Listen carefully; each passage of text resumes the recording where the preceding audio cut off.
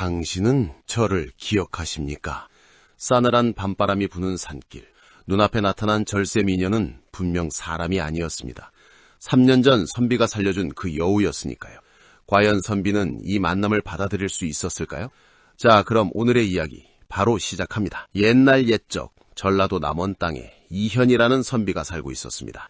낡은 초가집 한 채에 책 몇 권이 전부인 살림이었지만 이현은 언제나 반듯하게 옷깃을 여미고 살았습니다. 끼니를 굽는 날이 많았어도 길가에 쓰러진 짐승 하나 그냥 지나치지 못하는 사람이었죠.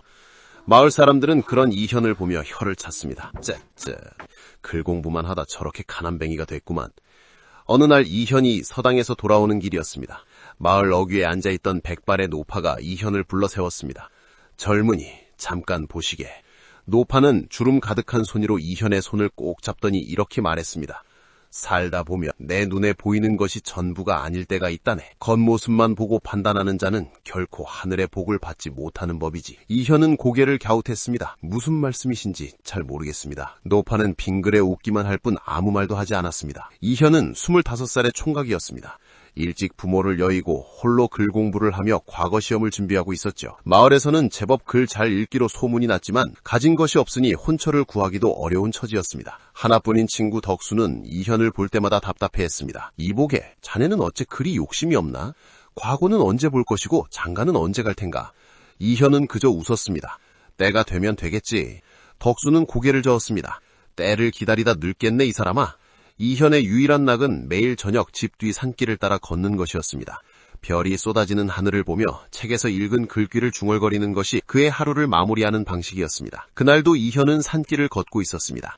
그런데 숲을 사이에서 이상한 소리가 들려왔습니다. 낑낑거리는 작은 신음소리였죠. 가까이 다가가 보니 덫에 앞발이 걸린 여우 한 마리가 피를 흘리며 쓰러져 있었습니다.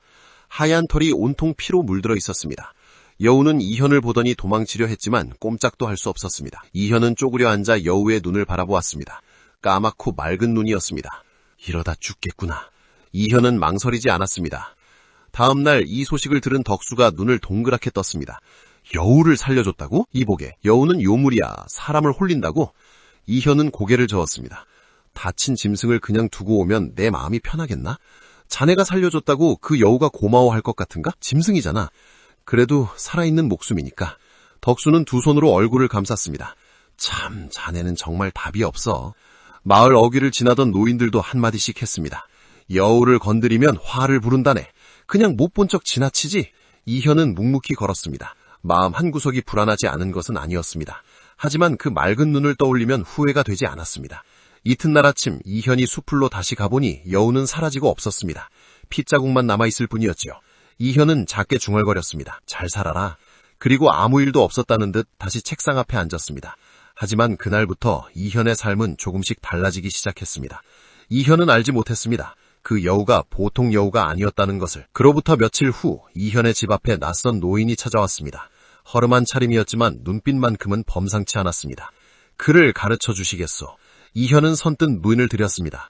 가진 것은 없어도 글을 나누는 것은 언제나 기꺼이 하는 일이었으니까요.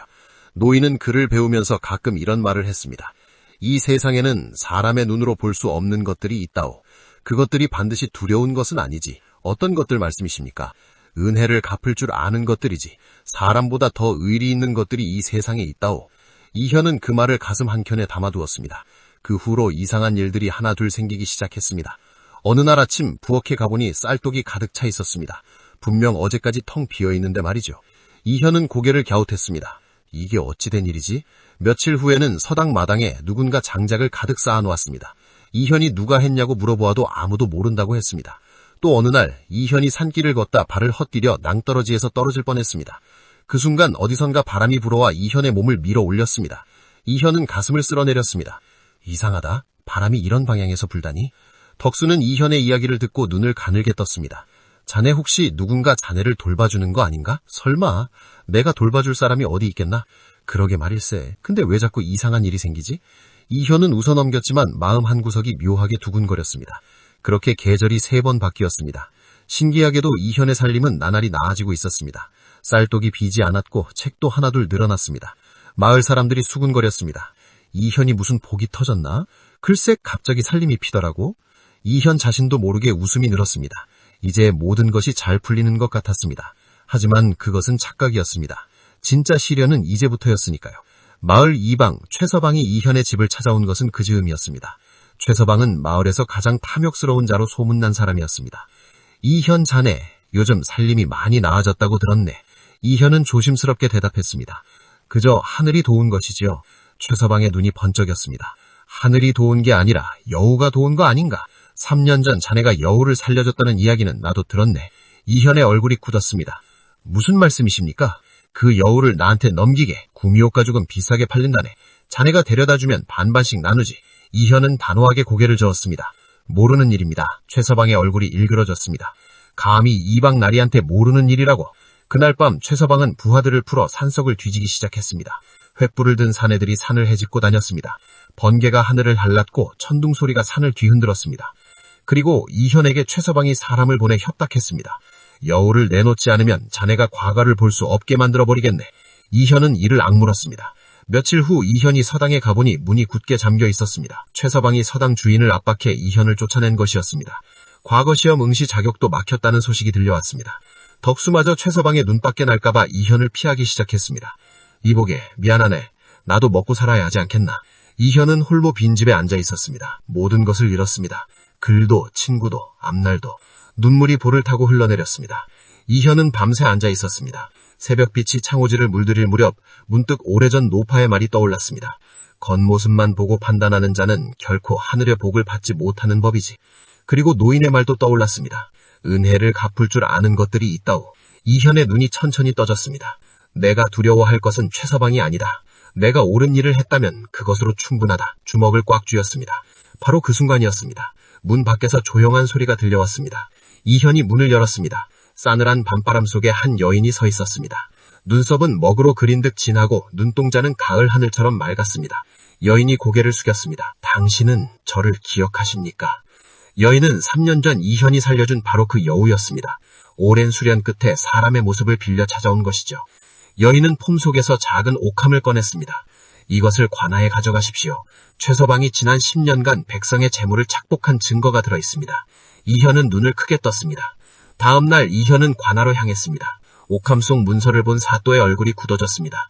당장 최서방을 잡아들여라. 최서방은 버둥거렸습니다. 이것은 모함입니다. 이현이 저를 모함하는 것이옵니다. 그러나 증거는 명백했습니다. 측근들은 하나둘 고개를 돌렸고 심지어 최서방의 부하들까지 사실대로 고하기 시작했습니다. 저도 시켜서 한 일이옵니다. 사또가 선언했습니다. 최서방의 죄를 물어 전 재산을 몰수하고 귀양에 처한다. 최서방은 곤장을 맞고 만신창이가 된 채 거리로 내쳐졌습니다. 한 푼만 주시오. 배가 고픕니다. 지나가던 사람들은 고개를 돌렸습니다. 탐욕에 눈이 멀어 남의 것을 빼앗으려던 자의 비참한 말로였습니다. 세월이 흘렀습니다. 이현은 그의 과거에 장원급제하여 한양으로 올라갔습니다. 떠나는 날 아침 집 앞 수풀에서 하얀 여우 한 마리가 이현을 바라보았습니다. 이현은 발걸음을 멈추고 빙그레 웃었습니다. 잘 있어라. 여우는 꼬리를 한번 흔들고는 수풀 속으로 사라졌습니다. 가난한 초가집에서 홀로 책을 읽던 그 총각은 이제 없었습니다. 눈에 보이는 것이 전부가 아닐 때 마음으로 본 자만이 하늘의 복을 받는 법입니다. 지금 화면에 나오는 더 재미있는 영상들도 함께 해주세요. 그럼 모두 행복한 하루 보내세요. 감사합니다.